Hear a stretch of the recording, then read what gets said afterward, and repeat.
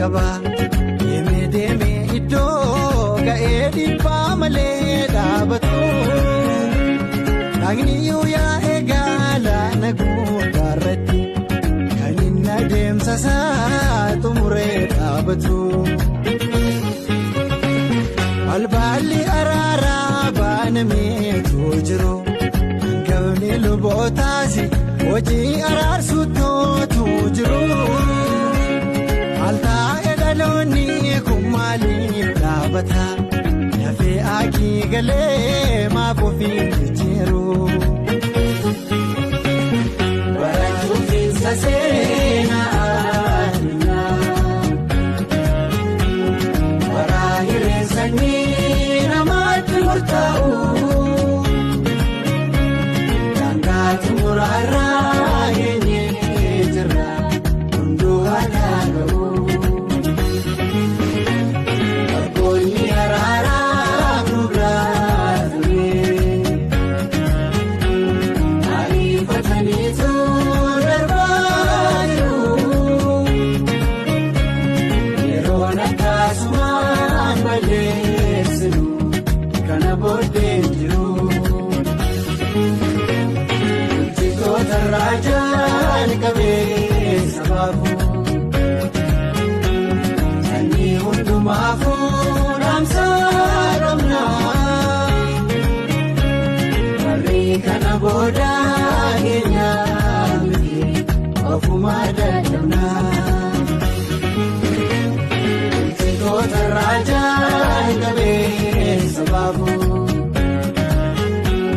sanyii hundumaafuu dhaamsaa qabnaa.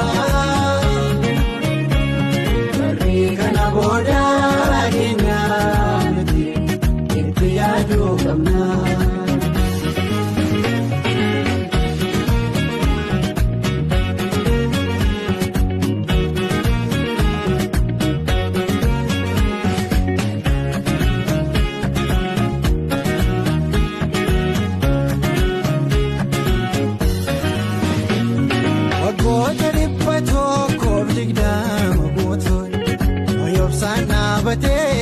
Lallaaba qajeelummaa labsee utuu harki gooftaa dhaabatee sawwaamu dhaloonni baarasii daandii isaarraaf maksee.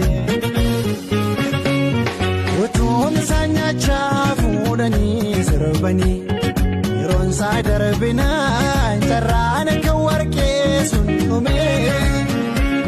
Harki waaqayyoo doonii fayyinaa cufnaan bokkaan eekamsa saasaan irraa gungumee.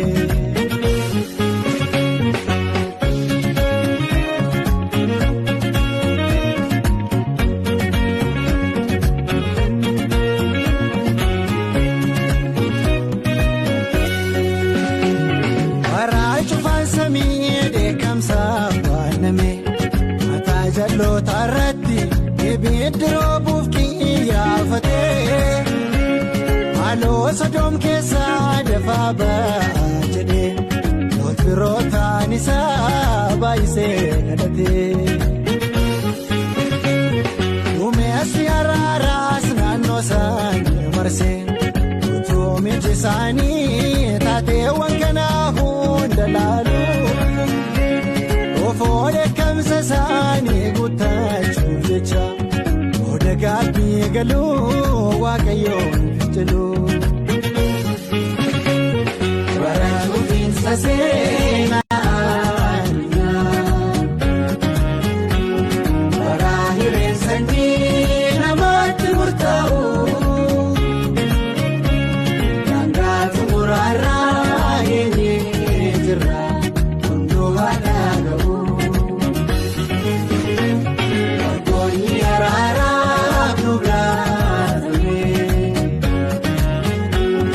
ariifataniitu darbaa jiru. Yeroon akkasumaan balleessinu kana booddeen jiru.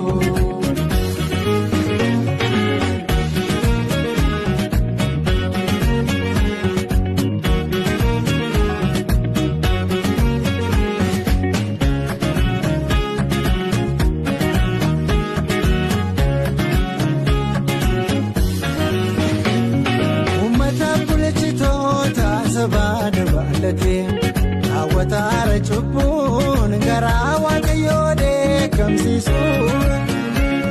Aduun fayyinaa kun deebitee otoo hin lixin maaliif dhibee garuu namni of deebisu. Aarsaan sababii cubbuu namaaf dhiyaatu jechii kana booddee hin jiru hoolaan qopheeffamee sagalee waaqaa xumuree dhaabatu. Balballi araaraa baanameetu jiru hangafni lubootaas hojii araarsuutu jiru. Altaa'e dhaloonni kun maaliif dhaabata lafee akii galee maaf ofiin jijjiiru. Barachuufiinsa seenaa addunyaa baraa hireessanii namaatti murtaa'u.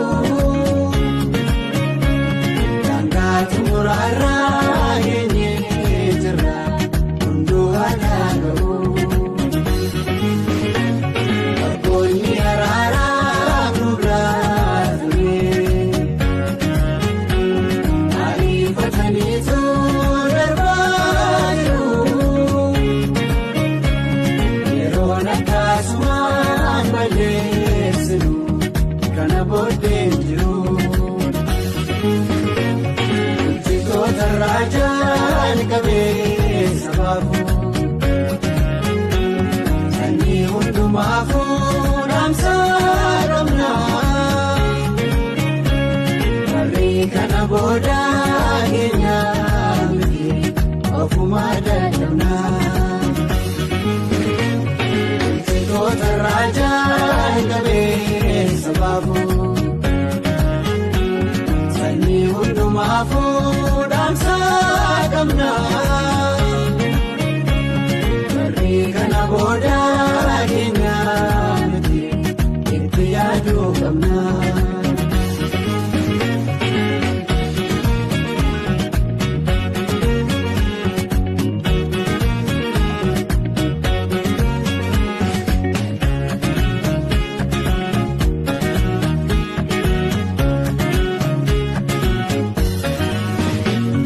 Waggoota 120 guutuun hoyobsaan dhaabatee lallaaba qajeelummaa labsee utuu harki gooftaa dhaabatee sawwaamu dhaloonni baarasii daandii isaarraaf maqsee.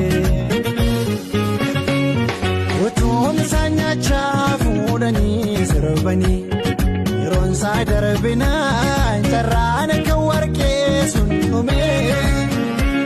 Harki waaqayyoo doonii fayyinaa cufnaan bokkaan eekamsa isaan irraa gungumee.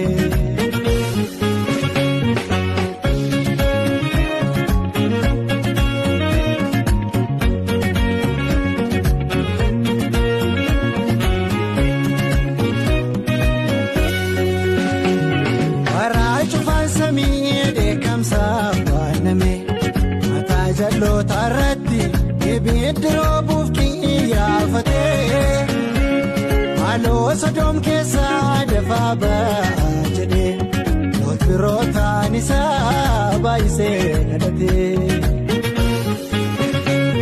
Duumessi araaraas naannoo isaanii marsee utuu miilli isaanii taateewwan kanaa hunda laalu. Ofoo dheekkamsa isaanii guuttachuuf jecha booda gaabbii galuu waaqayyoon finciluu. Barachuufiinsa seenaa addunyaa baraa hireessanii namaatti murtaa'u. Daangaa xumuraarraa geenyee jirra hunduu aadaa ga'u. Abboonni araaraa nu biraa ture ariifataniitu darbaa jiru.